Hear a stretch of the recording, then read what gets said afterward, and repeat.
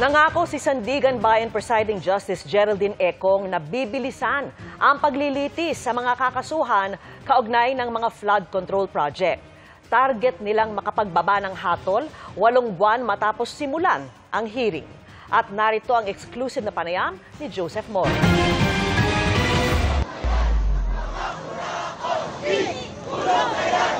Ang mga panawagang panagutin ng mga sangkot sa manumalyang flood control projects hindi lingid kay Sandigan Bayan Presiding Justice Geraldine Econg at mga kasama niya sa Special Court.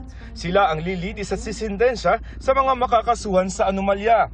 We can also do our share in making sure that there is accountability when it comes to people who are charged. Handaan niya silang tanggapin ang mga ihahaing kaso ng ombudsman. Hindi na nila kailangang bumuo ng special division na tututok lamang sa flood control cases dahil konti na lamang ang mga dinidinig nilang kaso. We're prepared for the deluge of cases. Kung kailangan may mananagot, pananagutin natin. But there's always due process. Pero dahil kasong graft lamang laban sa mga opisyal na may salary grade 27 ang dinidinig sa Sandigan Bayan, posibleng sa iba ihain ng kaso laban sa mga naireklamo na ng Department of Public Works and Highways o DPWH sa Ombudsman. Kabilang ang pinakamataas na si dating Bulacan 1st District Engineer Henry Alcantara na may salary grade 25. If they feel na wala talagang involved na persons na masasakop dito sa Sandigan Bayan, then that will be filed in the first or second level court depending on the charge.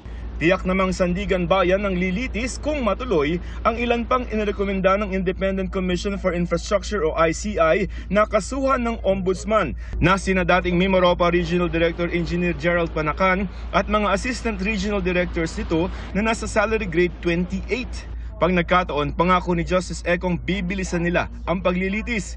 Isusumite na sa Korte Suprema ang mga bagong alituntunin para magkahatol na sa loob lamang ng 6 hanggang 8 buwan. Kabilang dyan ang hanggang 10 araw lamang na pagsasakdal at pre-trial, hanggang 4 na buwang paglilitis kabilang ang paghaharap ng mga ebidensya at testigo at hanggang 2 buwan lamang para maisulat ang desisyon. We will give the ponente 40 days. The most senior member, who is not a ponente, 10 days to review. And then the junior, another 10 days. So 60. 60. Next year may makukulong na. Exactly. So by next year, we will have, I cannot assure you kung makulong, but we will have decisions. Basta nahuli.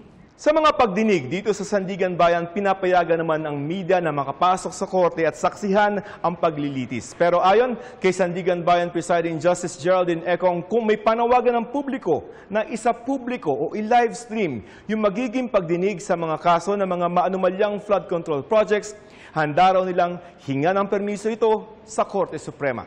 If that's the clamor, we will reiterate a request. And the beauty of continuous trial, because I have tried it several times when I was in the lower court, even media, even the public who sits, you would know whether the accused will be guilty or not.